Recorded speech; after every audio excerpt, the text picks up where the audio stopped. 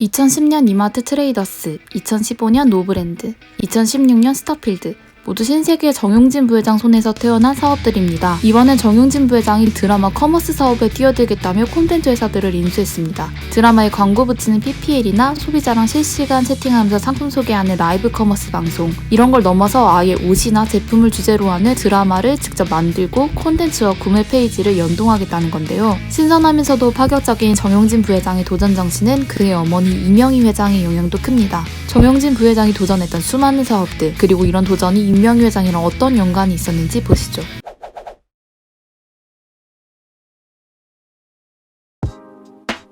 이명희 신세계 회장, 12년간 주부 생활만 하다가 39살에 아버지였던 고 이병철 삼성전자 창업주의 명령으로 신세계를 맡게 됩니다. 신세계가 당시에는 중소기업 정도의 수준이었는데 이명희 회장이 이를 맡은 뒤 지금 우리나라를 대표하는 유통기업으로 성장합니다. 2017년엔 재계 10위권에 들기도 합니다. 이명희 회장에게도 슬럼프가 있었는데요. 이명희 회장은 1987년 아버지 이병철 회장이 별세한 이후 잠시 미국으로 떠납니다. 이 회장은 미국 여행 도중 프라이스 클럽과 월마트를 보면서 사업에 영감을 얻습니다. 이 회장은 두 기업을 벤치마킹해서 1993년 서울 도봉구 창동에 테스트 점포로 마트를 하나 여는데 그게 오늘날 이마트의 시작이었습니다. 당시엔 물건을 사려면 백화점 아니면 재래시장밖에 없었는데 처음 생긴 대형 할인마트 이마트가 소비자들한테 큰 인기를 얻었습니다. 아들 정용진 부회장도 미국에서 성공적인 상품 하나를 가져옵니다. 바로 스타벅스인데요. 정용진 부회장이 미국에서 유학생활을 하는데 커피를 항상 손에 들고 다니는 미국인들의 모습을 신선하게 느꼈던 거죠. 1990년대 당시 우리나라엔 커피를 테이크아웃 한다는 문화가 없었으니까요. 1994년 정 부회장이 우리나라에 귀국하고 1997년 스타벅스 코리아가 세워집니다. 신세계와 미국 스타벅스 지분을 50대 50 나눠 갖기로 합니다. 그리고 1999년 이대 앞에 스타벅스 1호점이 문을 열었는데 초반엔 사회적 시선이 그렇게 좋지 않았습니다. 1997년 IMF 사태가 터지고 우리나라 경제가 어려웠을 때인데 커피 한 잔에 3,000원 주고 사 먹는다? 이런 소비에 대한 부정적인 시각이 있었던 거죠. 하지만 초반의 우려와 달리 미국의 커피 문화가 우리나라 소비자들한테도 통했습니다. 지난해 스타벅스 연매출은 1조 8,696억, 1년 만에 22.8% 성장, 10년 새 9배 이상 성장한 겁니다.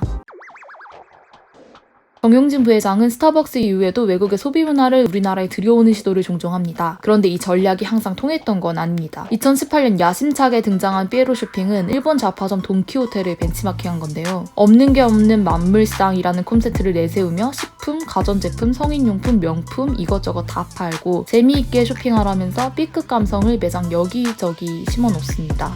삐에로 쇼핑은 개점 11일 만에 방문객 11만 명이 몰리면서 반짝 인기를 누리긴 했지만 영업 적자를 못 이기고 18개월 만에 폐점합니다. 정용진 부회장에겐 삐에로 쇼핑같이 아픈 손가락이 몇 개 있습니다. 정용진 소주로 불리던 제주소주 푸른밤입니다. 이마트는 2016년 190억 원을 들여 제주 소주를 인수했습니다. 막강한 이마트 유통파워를 등에 업으면 소주 사업에도 성공하겠다 이렇게 판단한 건데요. 2018년 이마트는 푸른밤에 적자를 만회하려고 2번이나 유상증자를 합니다.